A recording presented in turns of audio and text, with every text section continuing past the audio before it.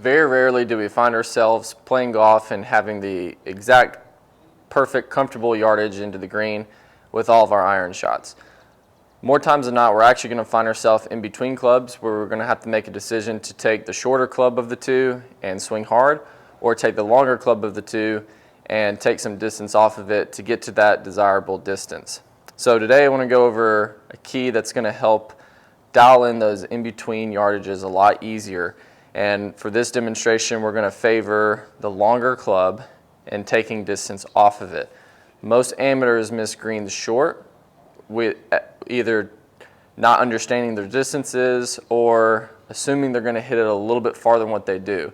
So one of the things we want to make sure is that we understand how far we can carry the ball with our irons and base our distances off of carry distance and not our rollout distance. Carry distance is going to be much more predictable. We can't really assume what the ball is going to do once it hits on the ground. If it's dry, it's going to roll a lot more. If it's wet, it's not going to roll at all, and it's going to be tough to actually control how much the ball is going to roll out. So we always want to look at carry distance as it pertains to iron distances. So with that being said, for this demonstration, I'm going to assume that we're in between a 7 and 6 iron, and I would have to hit a perfect 7 iron to get to the desirable distance. From a strategic standpoint, that's probably not the best way to go, because we never want to put yourself in a situation where you have to execute essentially a perfect golf shot. We want to make sure that we're giving ourselves a little bit of a buffer room, so if we do hit this shot a little bit off center, that we're not going to suffer from trying to select the shorter of the two clubs, swinging it really hard and then missing it on top of that. When we start doing things like that, we're just kind of compounding a mistake on top of another one. So for this demonstration, I've got my 6 iron, and I want to take about 5 yards off of this. So that would just be roughly a half a club for most people. So in order to do that, I'm just going to simply, if this is how I put my hands on it usually, all the way down at the end of the grip, I'm going to choke down about a ½ inch roughly. ½ inch or so will help make sure that I'm taking distance off of it. When we choke down that much on the grip there, we are slightly changing the integrity of the club.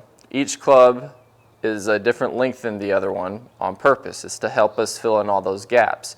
So when we get into those situations, again, which happens more times than not, when we're in between, we can make slight little modifications like this to help get to that desirable distance a little bit easier. So once I've gotten it choked down a little bit, what this allows me to do is it allows me to stay committed in my golf swing. More times than not, we see players who won't choke down on it, and if they're trying to take distance off of it, they have the right idea, their strategy is pretty good, they're taking the longer club and trying to take distance off, but they're trying to do that with altering the speed of their swing or altering the length of the swing. The bigger of the two issues is altering the speed of the swing. So when we try to alter our speed and tempo, the overall cadence in which we're used to swinging a golf club just gets completely thrown off. And not to say that you can't hit a good golf shot that way, but the frequency of good shots becomes a little bit less because you're doing something that's a little bit out of the norm.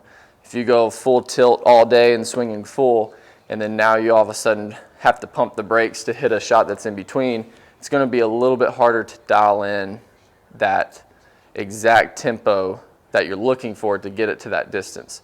So again, choking down about a ½ inch or so is a great way to knock that distance off, but at the same time, staying committed to your shot and feeling as if you're not altering your swing. If you were to actually measure it, I'm sure with the integrity of us choking down, we'll probably take a little bit of speed off.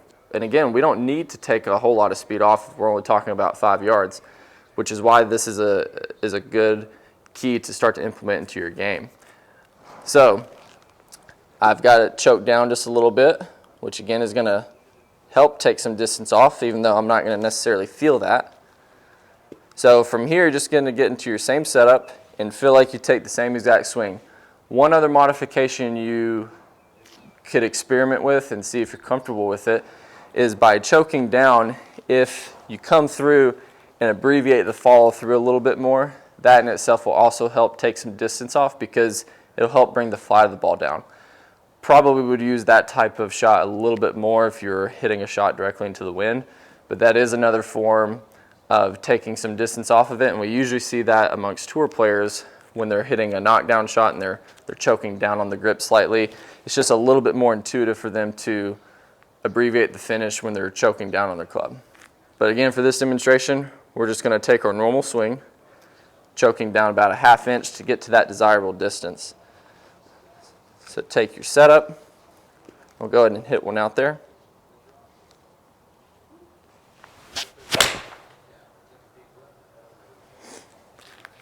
So naturally that one came out a little bit lower, which is kind of to be expected when I'm hitting these shots that are in between because I'm slightly altering the integrity of the club. So nothing wrong with that if you notice that the ball is coming out a little bit lower.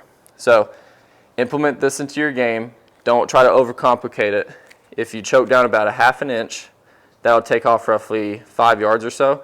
And if you like this technique, experiment more. Maybe you like taking shots where you choke down a little bit more depending on how much distance you're trying to take off. So it's certainly something to implement in your wedges, but we also can start to implement it into our mid and long irons to dial in that in-between distance when you're out there on the golf course.